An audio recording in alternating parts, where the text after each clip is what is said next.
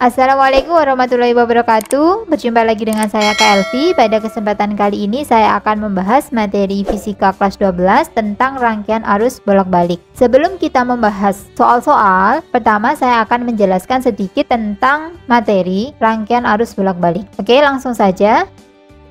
Yang pertama adalah arus dan tegangan pada rangkaian arus bolak-balik. Saya akan mereview lagi. Jadi arus itu ada dua macam ya, ada arus bolak-balik dan ada arus arah. Arus searah sudah kita bahas di materi pertama tentang listrik dinamis ya. Di sana adalah arusnya adalah arus searah. Maksudnya arus searah itu adalah arus yang memiliki kutub positif dan kutub negatif. Jadi kutub positif sama kutub negatif ini tidak bisa dibolak-balik. Kalau dibalik maka dia tidak bekerja. Contoh arus searah itu adalah baterai, aki. Kemudian untuk arus bolak-balik itu tidak punya kutub. Jadi tidak punya kutub positif juga tidak punya kutub negatif. Contohnya itu adalah arus PLN. Jadi kalau kalian ngecas HP itu tidak perlu mencolokkannya, itu dilihat dulu, oh ini mana kutub positifnya, mana ini kutub negatifnya. Jadi kamu bisa membolak-balik alat charger itu dengan mudah tanpa peduli mana positif mana negatif. Nah, arus bolak-balik itu dihasilkan oleh generator arus bolak-balik. Di materi sebelumnya yaitu materi GGL induksi, kita sudah membahas tentang GGL induksi pada generator. Masih ingat enggak rumusnya apa? Ya, rumusnya adalah epsilon sama dengan NBA omega sin omega T. Jadi GGL induksi adalah NBA omega sin omega T, dengan N itu jumlah lilitan, B itu adalah medan magnet, A itu adalah luas penampang kumparan, kemudian omega itu adalah kecepatan sudut putar, kemudian sin omega T. Omega T itu adalah sudut fase. Dari persamaan ini kita juga memiliki GGL maksimum atau epsilon maksimum, yaitu NBA omega di saat sin nilainya 1. Jadi sin tertinggi itu adalah 1, maka nilai GGL maksimumnya itu adalah NBA omega. Kalau NBA omega saya ganti menjadi epsilon maksimum atau GGL maksimum, maka persamaannya berubah menjadi ini. GGL sama dengan GGL maksimum sin omega T, atau epsilon sama dengan epsilon maksimum sin omega T. Epsilon atau GGL induksi itu juga bisa disebut sebagai tegangan. Maka tegangan arus bolak-balik itu dapat dituliskan persamaannya seperti ini. Jadi V sama dengan V maksimum sin omega T. Jadi boleh ditulis Vmax, juga boleh ditulis Vm, sama aja ya, senyamannya kita menulis ya. Jadi persamaan tegangan itu adalah V sama dengan Vm sin omega T. Sedangkan untuk arusnya sendiri juga ada persamaannya, sama dengan persamaan tegangan, I sama dengan I maksimum sin omega T. Dari persamaan ini didapatkan bahwa nilai tegangan dan nilai arus itu tidak selalu tetap pada rangkaian arus bolak-balik. Bisa bernilai maksimum, juga bisa bernilai minimum, tergantung sudut fasenya. Sedangkan tegangan dan arus yang terukur pada voltmeter dan ampermeter itu adalah tegangan dan arus efektif. Bagaimana rumusnya? Tegangan efektif memiliki rumus V efektif sama dengan V maksimum per akar 2. Sedangkan untuk arus efektif, I efektif sama dengan I maksimum per akar 2. Jadi hanya dibagi dengan akar 2, dan akar 2 itu juga bisa nilainya sebesar 1,4. Jadi nanti kalau misalkan disuruh jabarin, jangan lupa bahwa akar 2 itu adalah 1,4 gitu. Kita lanjut ke materi selanjutnya.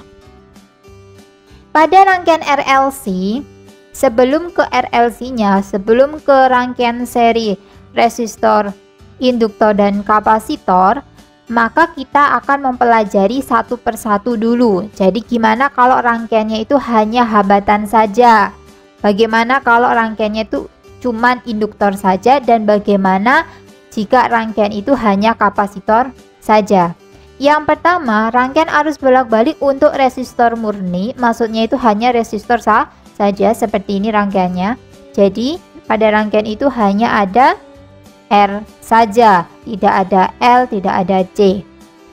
Jika di soal sudah diketahui bahwa V-nya adalah V maksimum sin omega T, maka persamaan tegangan listriknya juga sama ya. Jadi sama dengan yang digambar itu, V sama dengan V maksimum sin omega T. Sedangkan untuk arus bolak-baliknya itu sama juga, I sama dengan I maksimum sin omega T.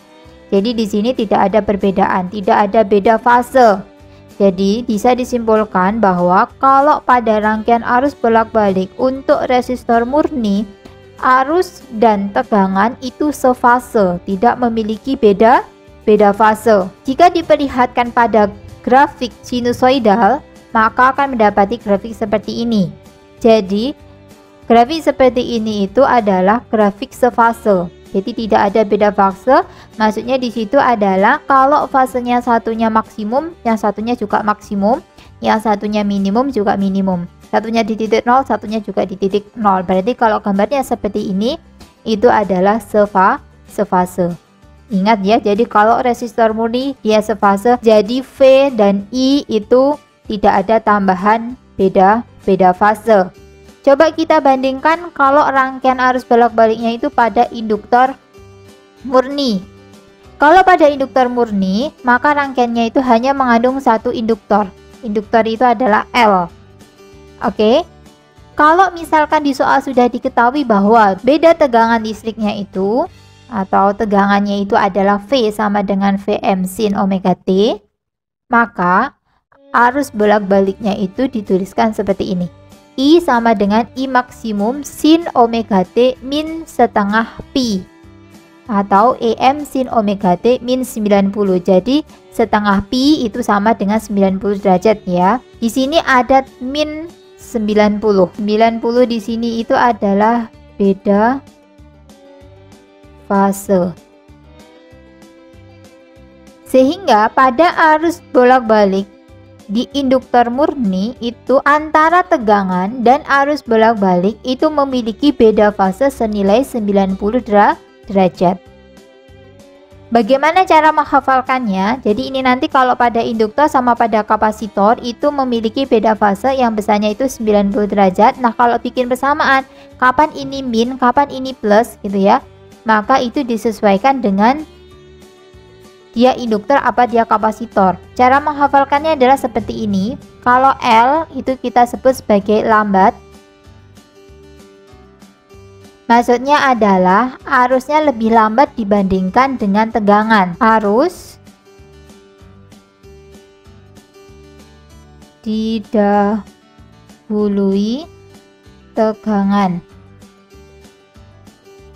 Jadi L itu lambat, maksudnya adalah arus didahului tegangan, maka arus itu belakangan ya datangnya. Maka kalau belakangan maka di sini tandanya negatif. Kalau misalkan dibalik, I-nya yang biasa, misalkan dituliskan I sama dengan I maksimum sin omega T, maka V-nya boleh dituliskan V maksimum sin omega T ditambah dengan 90 derajat.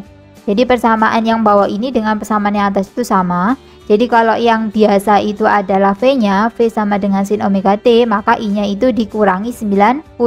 Tetapi kalau I-nya yang tidak ada tambahan beda fasenya, maka yang ditambah dengan 90 itu adalah V-nya. Kalau disajikan dalam grafik itu seperti ini. Misalkan V, jadi ini sama dengan yang atas ya. Jadi V-nya itu dari start 0 di sini. Maka arusnya itu setanya itu di sini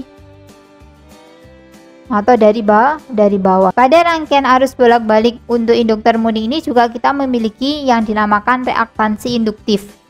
Reaktansi induktif itu seperti nilai hambatan pada induktor.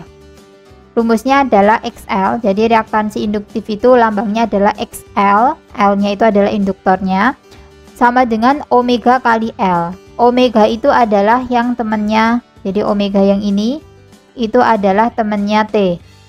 Jadi ini adalah omega, misalnya di sini adalah 100 pi atau berapapun yang di depannya T itu dia adalah omega, kemudian L-nya itu adalah nilai dari induktornya itu berapa.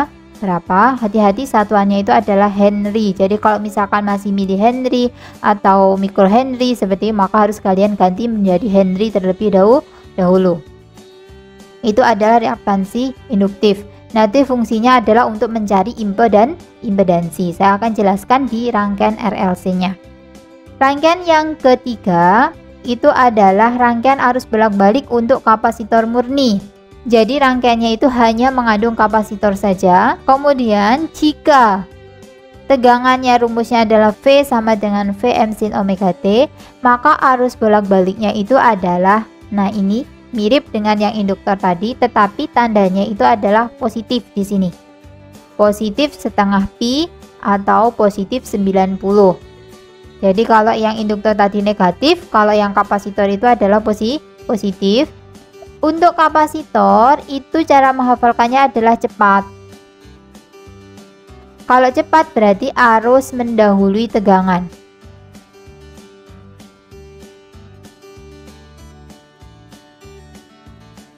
Jadi arusnya mendahului tegangan. Kalau dibikinkan gambar itu adalah seperti ini. Misalkan V-nya itu di titik startnya 0, maka arusnya ada di atas seperti ini.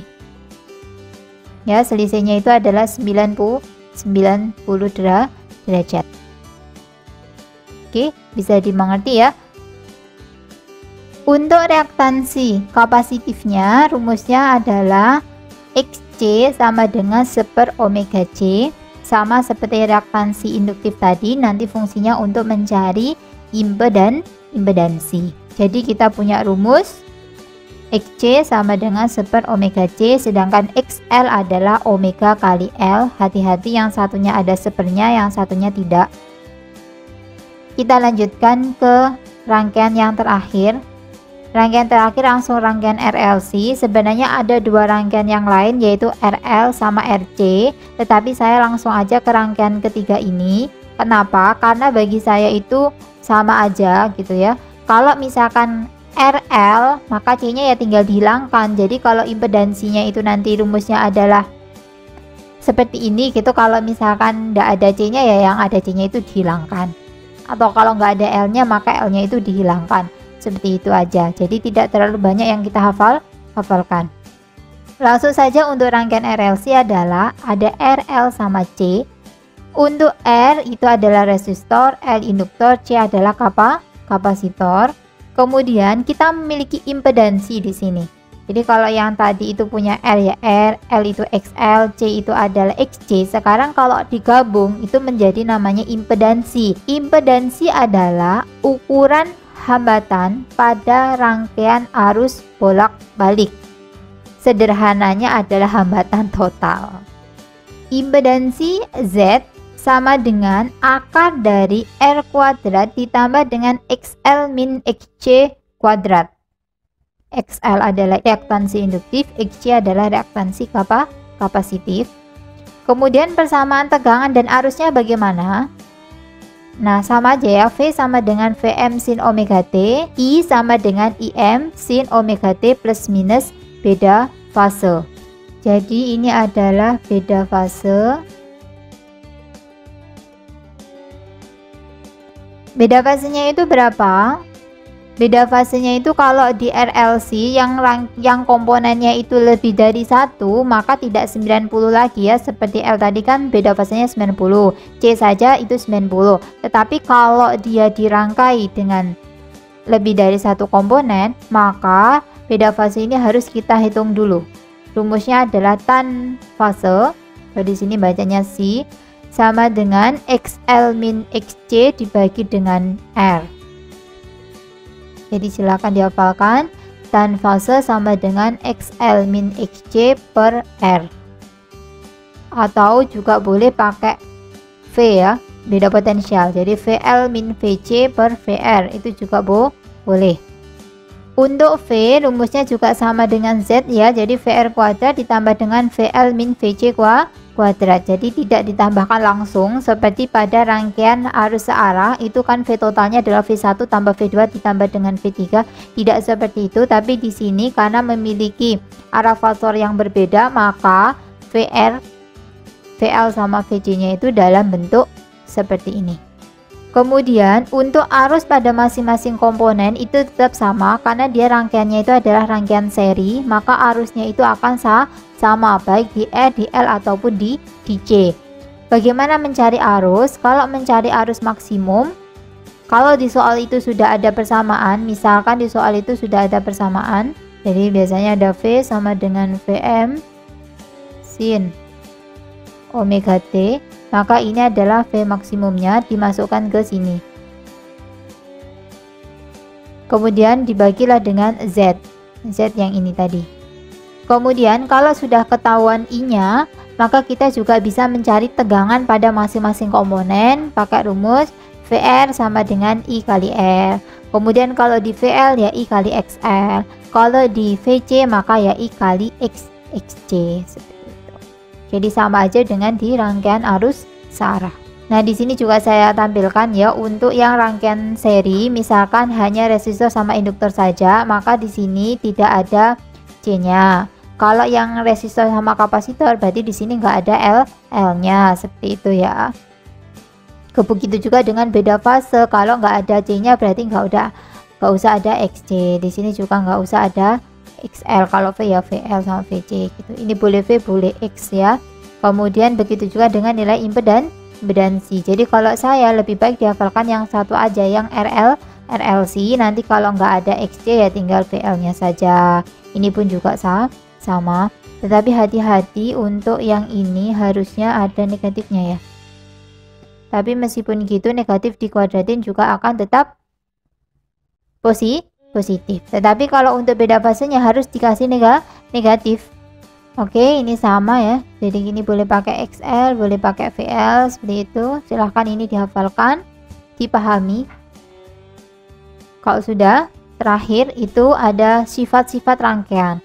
Nah, tadi kalau pada rangkaian RLC itu kan ada nilai XL, ada nilai XC. Kemudian untuk grafiknya itu gimana gitu ya.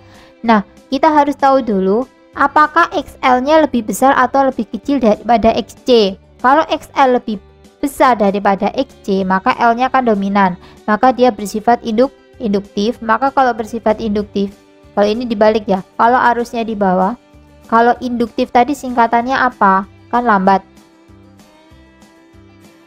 Kalau lambat berarti I-nya itu di bawah. Berarti V-nya itu yang di atas. Nah, ini seperti ini. Kemudian kalau yang kedua, XL kurang dari XC, maka C-nya yang besar, maka dia cepat. Maka kalau dia cepat, sehingga di sini kalau I-nya yang di atas, I-nya kan cepat, berarti I-nya di atas, V-nya yang di bawah. Seperti itu. Kemudian yang terakhir adalah jika XL itu sama nilainya dengan XC. Jadi XL-nya sama dengan XC, maka L sama C-nya itu sama-sama nilainya, nggak ada yang dominan. Berarti yang dominan sekarang ganti resistor saja. Maka rangkaian itu bersifat resistif. Kalau terjadi hal seperti ini, maka dia akan terjadi yang namanya resonansi. Kalau ada resonansi, maka biasanya ada frekuensi. Maka rumusnya kalau dijabarin, XL sama XC nya diganti omega L, X nya diganti 1/, omega C, omeganya kita pindah, kemudian ada LC di sini. Omega sendiri itu juga boleh dituliskan 2πf ya. Maka otomatis F nya akan ketemu rumus seperti ini, 2π akar dari LC. Kalau mau mencari frekuensi resonansi, maka kita gunakan rumus yang di bawah ini. Kemudian ini ada tambahan saja ya. Kalau XL sama dengan XC, dari persamaan yang Z sama dengan akar dari R kuadrat ditambah dengan XL min XC kuadrat. Kalau XL sama dengan XC itu sama, maka dia kan 0. Kalau dia 0, maka Z itu tinggal akar dari R kuadrat. Maka Z itu nilainya sama dengan R. Maka nilai Z itu juga minimum. Kalau Z-nya minimum berarti I-nya maksimum. Jadi nilai maksimumnya maksimum. Kemudian kalau XL sama dengan XC, rangkaiannya kan resistif, maka dia sefase seperti ini, berhimpit. Oke, materinya ini ditambahin satu lagi, itu adalah daya pada rangkaian listrik arus bolak-balik. itu daya efektif di sini atau daya rata-rata ya. Ini adalah daya rata-rata. Rumusnya adalah I efektif kuadrat dikalikan dengan R saja, tidak dikalikan dengan Z. Jadi untuk daya pada rangkaian arus bolak-balik itu ternyata perhitungan dengan pengukuran itu hasilnya itu berbeda. Kalau pengukuran itu dia menghasilkan arus rata-ratanya itu sebesar ini, I efektif kuadrat kali R, jadi pakai R. Sedangkan untuk yang perhitungan itu menghasilkan daya semu. Daya semu itu adalah I efektif kuadrat dikalikan dengan Z. Jadi di sini pakai hambatannya itu adalah hambatan total atau impedansi tadi ya, total seluruhnya. Jadi nilai hambatan pada XA sama XC itu dimasukkan ke sini, maka dia menghasilkan daya semu. Sedangkan daya yang sesungguhnya saat diukur pakai alat ukur maka menghasilkan cuma di R saja. Dengan kata lain, dayanya hanya terdisipasi pada R saja. Terus di sini juga kita punya rumus faktor daya. Faktor daya itu rumusnya adalah R dibagi Z itu dari daya rata-rata yang ini, daya sesungguhnya dibagi dengan daya semu. Jadi di sini ada R per Z. Jadi ini adalah materi singkat tentang rangkaian arus bolak-balik. Semoga paham ya. Kalau belum paham silahkan diulang lagi nontonnya. Kemudian kita akan latihan-latihan soal. Soal yang nomor 1. Sumber tegangan bolak-balik menghasilkan tegangan sesuai dengan fungsi V sama dengan 100 sin 120 pt volt. T-nya dalam sekon. Jika sumber tegangan ini dihubungkan seri dengan resistor 5 ohm maka, jadi untuk soal yang nomor 1 itu hanya rangkaiannya resistor murni, jadi resistor saja. Jadi untuk persamaannya ini berarti adalah Vmax, nilainya adalah 100. Kemudian yang temannya T itu adalah omega. Nah ini soalnya adalah 1, 2, 3, 4. Ini biasanya soal SBM yang seperti ini atau soal UTBK yang tidak ada pilihan ABC-nya, tetapi kita harus tahu langsung kalau 1, 2, 3 benar maka A, seperti itu ya. Maka kita ini harus mengecek satu persatu mana yang benar dan mana yang salah. Untuk yang pernyataan pertama adalah arus efektif yang mengalir pada resistor adalah 10 akar 2A. Kalau untuk mencari arus efektif kita bisa mencari I maksimum terlebih dahulu karena di soal ini ada V maksimum. Maka untuk soal yang nomor 1 itu kita cari dulu adalah I maksimumnya saja sama dengan V maksimum dibagi dengan Z-nya cuman R saja karena di sini, jadi ingat ya tadi ya, Z itu adalah akar dari R kuadrat ditambah dengan XL min XC kuadrat. Jadi I maksimum tadi saya bikin rumus sederhananya itu seperti ini. Jadi satu rumus saja yaitu IM sama dengan VM per Z. Sedangkan untuk Z-nya itu kalau cuman resistor saja berarti ya cuman R saja. Kalau diakarin berarti tinggal R. Maka ini boleh dituliskan menjadi VM dibagi dengan R. Maka VM-nya itu adalah 100 dan R-nya itu adalah 5. Maka ketemunya adalah 20 ampere. Itu masih I maksimum. Kemudian yang ditanyakan adalah I efektif, maka I maksimum dibagi dengan akar 2. Maka 20 dibagi dengan akar 2. Kita rasionalkan ya, kali akar 2. Maka ketemunya adalah 20 per 2 akar 2. Maka hasilnya adalah 10 akar 2A. Jadi jawabannya adalah 1 benar. Kalau berdasarkan SBMPTN, kalau 1 benar, 3 itu pasti benar. Karena kita masih latihan, maka tetap kita akan cari satu persatu biar paham. Untuk soal yang nomor 2, frekuensi sumber tegangan tersebut adalah, untuk mencari frekuensi yang satuannya hertz itu berarti F. Sedangkan kita sudah punya omega. Omega itu rumusnya adalah 2πf. Omega sama dengan 2πf. Maka omeganya itu sebesar 120pi. Ini 2pi kali F. 120 dibagi dengan 2pi maka ketemunya 60. Maka F-nya adalah 60 Hz dan betul ya. Kemudian sekarang yang ketiga. Daya rata-rata yang terdisipasi pada resistor, maka daya efektif tadi ya, daya rata-rata rumusnya adalah I efektif kuadrat dikali dengan R. I efektifnya adalah 10 akar 2 dikuadratin, R-nya adalah 5. Maka 100 kali 2 kali 5 1000, satuannya adalah watt. Berarti benar ya, ini 2 benar, 3 juga benar. Untuk yang nomor 4, tegangan maksimum pada resistor adalah 100 AK2. Tegangan maksimumnya tidak perlu dihitung, ini sudah ada nilainya 100. IV maksimum itu nilainya adalah 100 volt. Dan dia salah. Sehingga yang benar adalah 1, 2, 3, maka jawabannya adalah A. 1, 2, 3. Oke. Insya Allah paham ya soal nomor 1. Kita lanjutkan soal yang nomor 2. Suatu induktor murni dengan induktansi 2 mH dihubungkan dengan suatu sumber tegangan bolak-balik yang kuat arus maksimumnya adalah 4 ampere. Jika frekuensi sumber tegangan bolak-balik itu 60 Hz, maka P-nya 3,14. Yang ditanyakan adalah reaktansi induktif induktor. Reaktansi induktif di sini adalah induktor murni, jadi cuman induktor saja. Untuk soal yang nomor 1 yang ditanyakan adalah XL. XL rumusnya adalah omega kali L. Omega itu adalah, nah disoalkan adanya frekuensi, berarti F ya.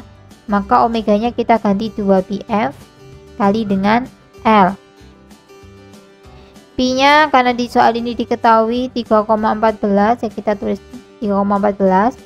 F-nya 60. L-nya hati-hati, ini masih mili ya, jadi harus kita jadikan ke Henry. Berarti 2 kali 10 pangkat min 3. Ups, angkanya 60 kali 4 berarti 240. 240 dikalikan dengan 240 dikalikan dengan 3,14 kali 10 pangkat min 3. Kalau saya gini 24, ini ada 0,14 berarti 25 kali 3 berarti 75. Berarti 750. Mendekati ya. Nah, ini sekitar berarti mendekati. 750 kali 10 pangkat min 3 berarti 0,75 ohm. Silahkan matematisnya dihitung. Kalau misalkan nomor 1 itu males ngitung, kamu boleh langsung nomor 3, karena kalau nomor 3 benar nanti nomor 1 juga benar. Untuk saya nomor 3, coba kita cek nomor 3 terlebih dahulu. Berarti nomor 3 itu tanyakan adalah tegangan efektif. Tegangan efektif itu adalah V efektif.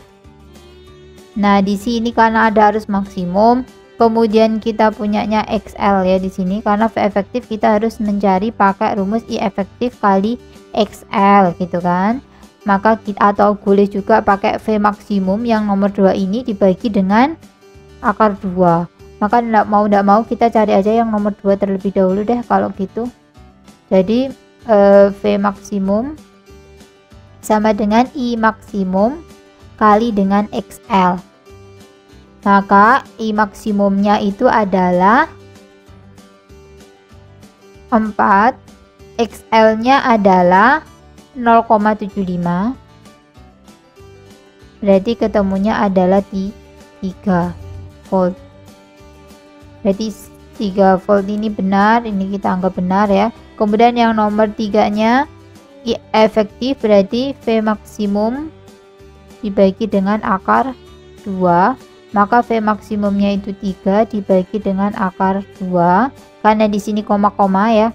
Masih ingat nggak tadi? Akar 2 itu diganti 1,4.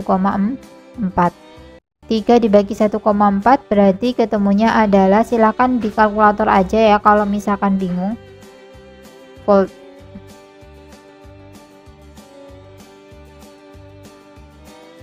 Berarti juga benar. Kemudian soal yang nomor 4, fase tegangan mendahului arus sebesar setengah pi radian. Jadi ini setengah pi radian itu adalah 90 derajat ya. Maka karena ini adalah induktor murni, kita sudah pasti tahu ini benar. Tetapi kalau misalkan kamu mau menghitung itu pakai rumus gini, tan fase sama dengan rumus aslinya kalau panjang kan XL min XC dibagi dengan R. Nah di soal ini cuman ada XL saja, sedangkan R-nya itu tidak ada, berarti kan 0. Suatu bilangan kalau dibagi 0 itu kan tidak terdefinisi. Ayo, tan yang nilainya tak terdefinisi itu tan berapa? Tan 90 derajat. Maka beda fasenya itu sebesar 90 derajat. 90 derajat itu adalah pi per 2. Mendahului betul apa salah? Tegangan mendahului arus benar apa salah? Ingat, karena itu tadi adalah induktansi bersifat induktif, berarti L lambat, arusnya lambat, maka tegangannya mendahului arus, berarti benar. Ini juga akan salah kalau fase tegangannya didahului arus sebesar sekian, juga salah ya. Jadi harus hati-hati, meskipun di sininya itu sudah benar, setengah pi-nya itu sudah benar, tapi kalau kata-kata mendahului sama didahuluinya itu juga salah, maka soal itu tetap salah ya. Jadi kalau yang ini itu benar semua, berarti jawabannya itu adalah E. 1, 2, 3, 4 benar semua. Kita lanjut ke soal yang nomor 3. Suatu kapasitor murni dengan kapasitansi 250 mikrofarad dihubungkan seri dengan sumber tegangan bolak-balik yang menghasilkan gaya gerak listrik V sesuai dengan fungsi V sama dengan 120 sin 100 pt. Arus listrik yang mengalir pada kapasitor adalah, kita diminta untuk membuat persamaan, dan ini adalah kapasitor murni. Arus pada kapasitor murni kalau V-nya itu seperti ini, maka arusnya itu berarti I sama dengan I maksimum sin omega T. Oke, kalau kapasitor arusnya itu mendahului atau didahului? Cepat atau lambat? Cepat. Kalau cepat berarti I-nya itu plus ya, tandanya di sini. Plus kapasitor murni berarti 90 derajat. Jadi di sini kita lihat yang sin. Oke, ini nggak ada plusnya, itu pasti salah. Ini salah juga. Ini min pasti salah. Nah, kandidatnya itu adalah cuman yang D sama yang E. Kita cek terlebih dahulu adalah nilai dari I maksimum. Kalau mencari I maksimum, kita harus mencari V maksimum dibagi dengan Z, dan Z-nya itu kalau di kapasitor murni itu adalah XC. Berarti kita harus mencari terlebih dahulu XC-nya berapa ya. Jadi kita cari XC-nya. XC itu adalah 1 per omega C. Jadi omeganya adalah 100 pi, kemudian ini 250. Hati-hati masih mikro. Mikro itu adalah 10 pangkat min 6.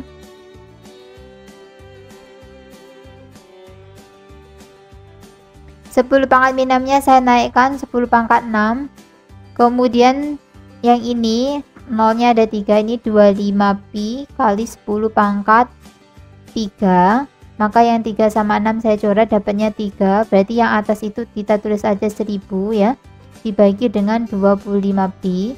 Maka yang 100 itu dapat 4, berarti ini 40 per pi.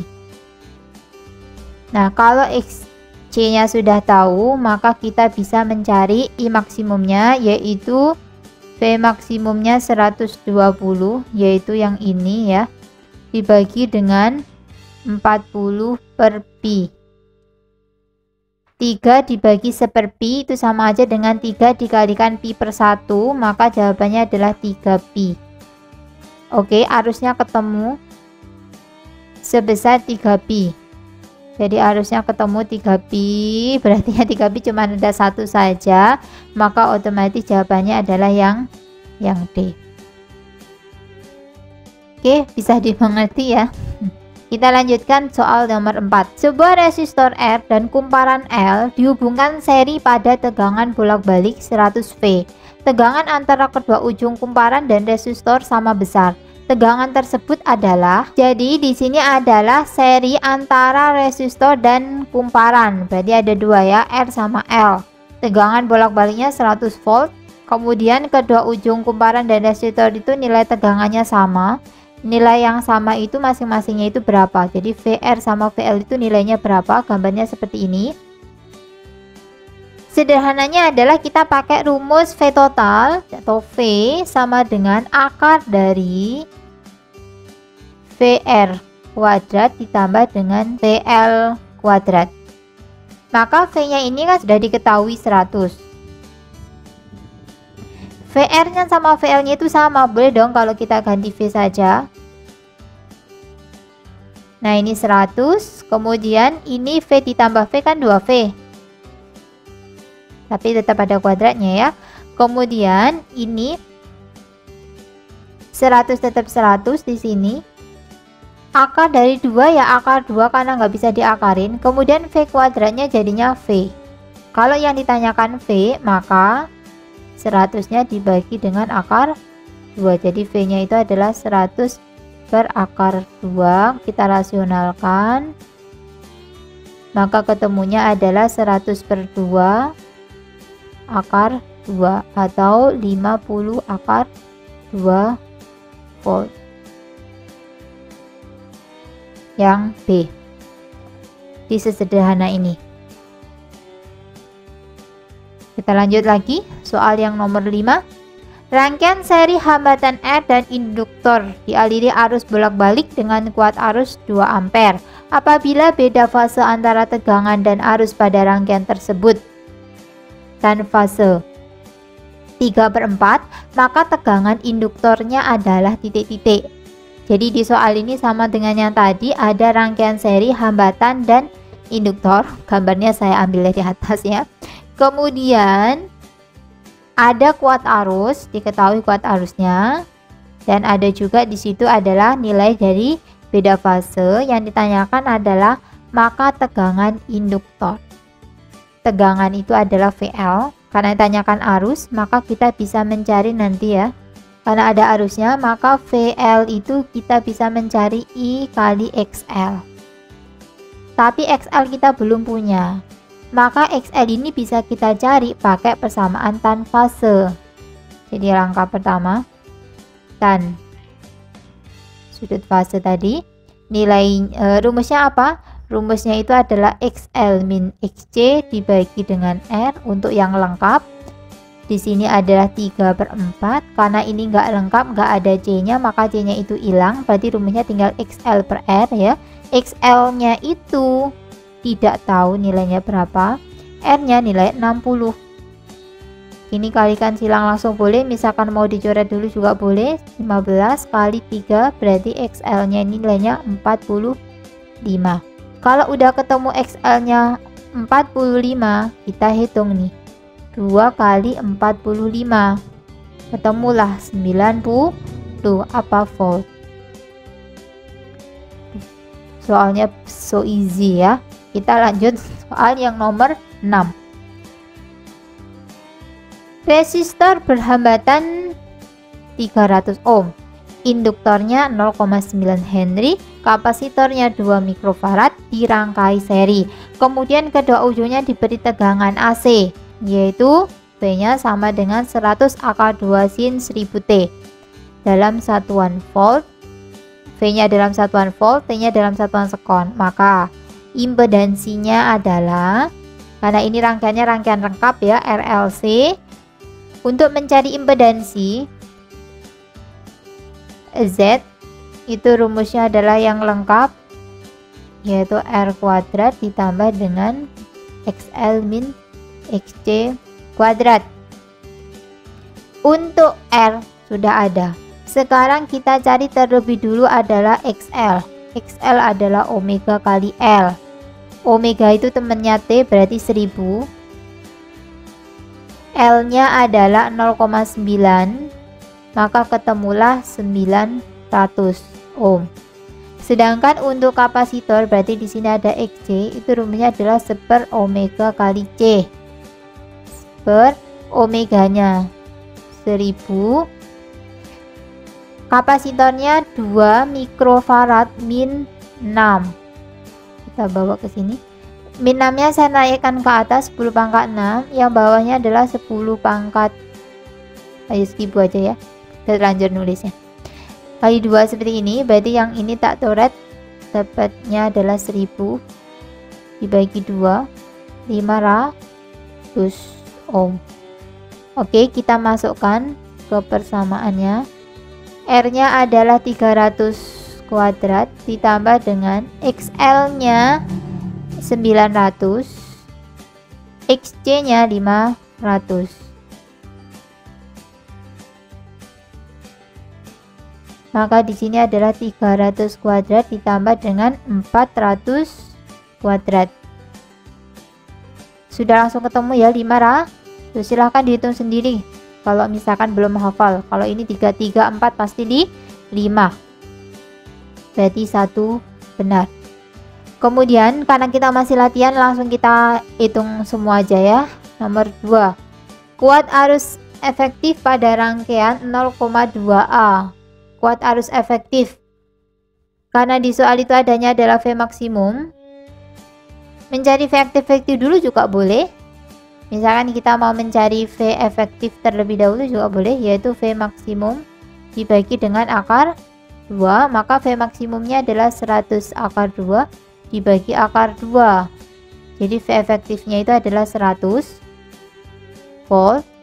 Maka kalau mencari I efektif itu adalah V efektif dibagi dengan Z, maka 100 dibagi dengan 500, 1/5 atau 0,2 ampere, berarti 2 benar.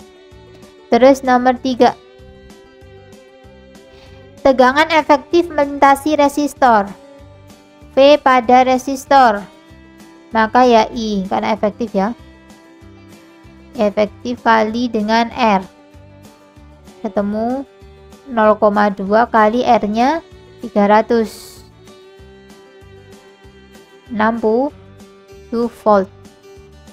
Sedangkan yang untuk nomor 4, tegangan efektif pada kapasitor, berarti V yang mengalir di C, maka I efektif kali dengan XC. 0,2 XC nya adalah 500, berarti 2 kali 50 berarti 100 volt. Yes, betul semua. Berarti jawabannya semua benar, yaitu E. 1, 2, 3, dan 4. Insya Allah bisa ya. Jadi materi ini adalah materi tentang listrik magnet yang terakhir. Jadi materi nanti bab selanjutnya itu sudah masuk ke gelombang elektromagnetik, kemudian fisika modern. Jadi listrik-listriknya sudah, ini terakhir. Kita juga terakhir juga soal yang nomor 7. Suatu rangkaian penerima radio memakai rangkaian RLC seri yang dihubungkan dengan tegangan bolak-balik sebesar 1 volt. Jika R-nya 500 ohm, L-nya 0,4 mH dan C-nya 100 pifarad, maka yang ditanyakan nomor 1 adalah frekuensi resonansi.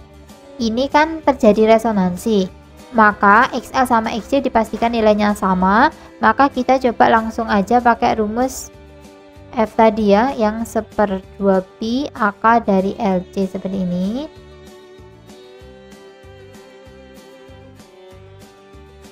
L nya itu hati-hati, 0,4 nya masih mili ya. Kemudian C nya hati-hati masih piko juga. Jadi ini 100 kali piko itu adalah 10 pangkat min 12.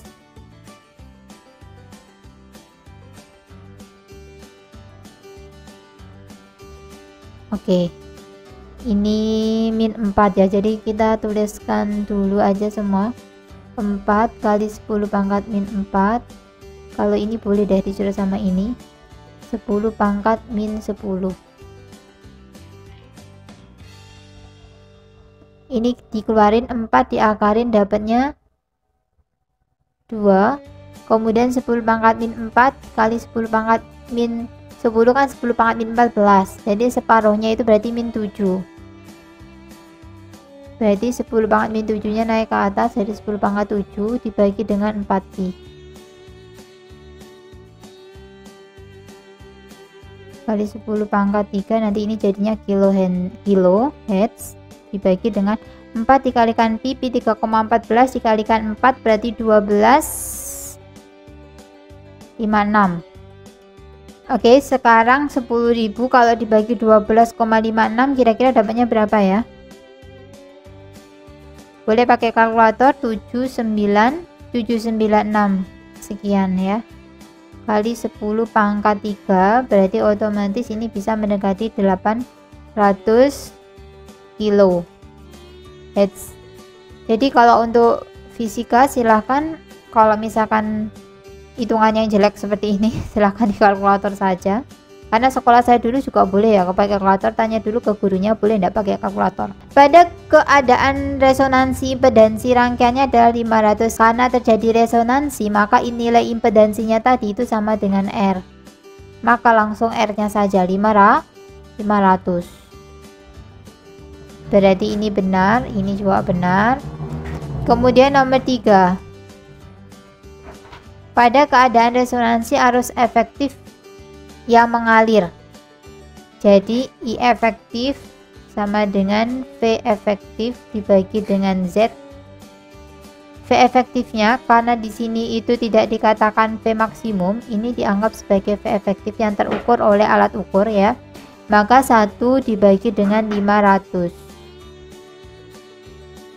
Jadi 1 dibagi 5 itu 0,2 kali 10 pangkat min 2, maka ketemunya adalah 2 kali 10 pangkat min 3 ya, jadi 2 miliampere, berarti benar. Kemudian yang nomor 4, pada keadaan resonansi faktor dayanya maksimum.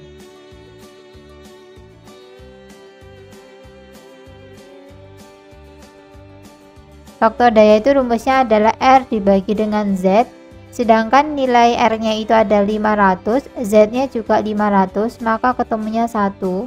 Dan faktor daya tadi itu sama seperti cos fase ya, 1. Kalau nilainya 1 berarti otomatis nilainya itu adalah tertinggi, berarti maksimum, berarti benar. Jadi ini semuanya benar, maka jawabannya itu adalah E lagi. 1, 2, 3, dan 4.